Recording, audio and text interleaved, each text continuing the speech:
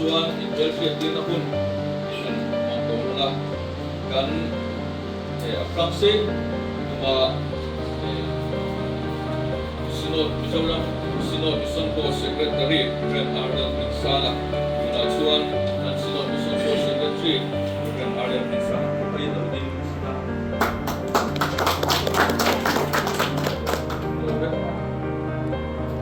Reverend Ace Lerwin Sala Field Secretary Jim Grant kami sinilo kasi sa kami dari Barkap ko lima Field Secretary kay Reverend Arnold Papuya Reverend Albert Teron Senior Executive Secretary Army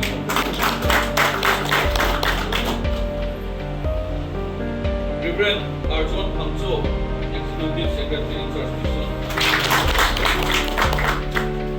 Reverend Ace Lerwin Luana Pastor Mondolisar Lasing Teron Mondolisar Ratis Har Sapi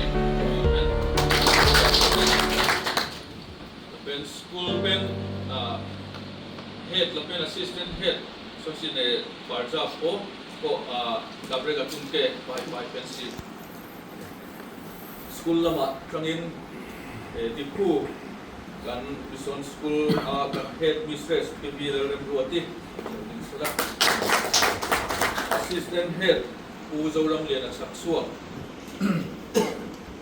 Saksua hay kan Sibat kau tu depo Mau sewa Mau bemai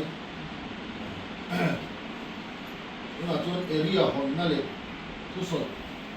Mau turin Board Secretary Reverend Arnold Pinsala. Chairman, main day kan saya mah, day tidak, day tidak cuma. Today I feel happy and I'm comforted by the presence of our synod, senior ES and ES, some church elders, and also our fellow workers here in this field. So Mizo Tongin ka chun zo mga. Hey, tunla in India rama yung bol na.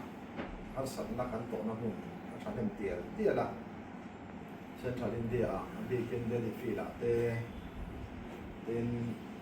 Lucknow Mission fila te hindi Tin na samram sunga ngay po yan ni So tiang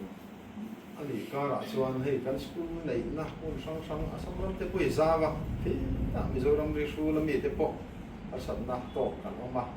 kan school mi ti to sak tuma man lang na te anong bol pui te kudan tha ka an bol tu papa an vuak na te then field worker arammi te le fila kan bol pui member te phang ho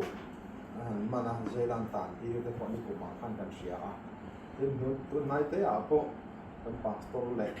kan evangelist Zealand tan ti te po kan sia kan rong bol hi che ti la ama ro chu ke kara chuan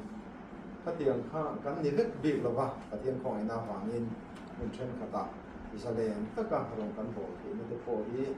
ala oma ka tiang mal som na awangin